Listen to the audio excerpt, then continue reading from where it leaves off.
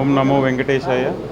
ఈరోజు తెలుగుదేశం పార్టీ 44వ ఆవిర్భావ దినోత్సవం సందర్భంగా మా తెలుగుదేశం కార్యకర్తలకు, మా తెలుగుదేశం నాయకులకు మరియు యావత్ రాష్ట్ర ప్రజలందరికీ కూడా శుభాకాంక్షలు తెలియజేస్తున్నాను. 44 సంవత్సరాల క్రితం తెలుగు ప్రజల యొక్క ఆత్మగౌరవం కాపాడేందుకు పుట్టిన పార్టీ ఆ రోజు అన్న నందమూరి ఎన్టీ రామారావు గారు కాంగ్రెస్ పాలనకి విరుద్ధంగా తీసుకొచ్చి మన ఆత్మగౌరవాన్ని, తెలుగు ప్రజల ఆత్మగౌరవాన్ని కాపాడడానికి పార్టీ ఆవిర్భవించింది. అలాగే దాని తర్వాత మన చంద్రబాబు నాయుడు గారు, గౌరవ ముఖ్యమంత్రి గారు ముందు చూపుతో ఉమ్మడి రాష్ట్రాన్ని ఏ విధంగా అయితే ముందుకు తీసుకెళ్లారో మన అందరికీ తెలుసు.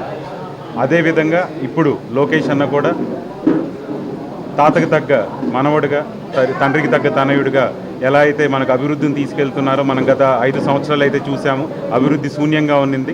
ఇప్పుడు నారా చంద్రబాబు గారి నాయకత్వంలో మరియు లోకేష్ అన్న గారి నాయకత్వంలో రాష్ట్రం ఎలా దూసుకెళ్తుంది, పెట్టుబడులు ఎలా తీసుకొస్తున్నారో మనం చూస్తున్నాము. సో మనకు తెలుగు ప్రజలకి ఆంధ్ర రాష్ట్రం అభివృద్ధి చెందాలంటే తెలుగుదేశం పార్టీయే దానికి చంద్రబాబు నాయుడు గారు, లోకేష్ అన్న గారి నాయకత్వం వహించాలి. అందరూ సుభిక్షంగా ఉంటాము.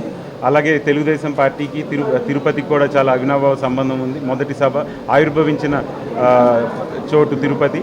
సో తిరుపతి ప్రజలు కూడా తెలుగుదేశం పార్టీకి ఎప్పుడు అభిమానంగా, అండదండలుగా ఉండి తెలుగుదేశం పార్టీని నిలబెడుతున్నారు.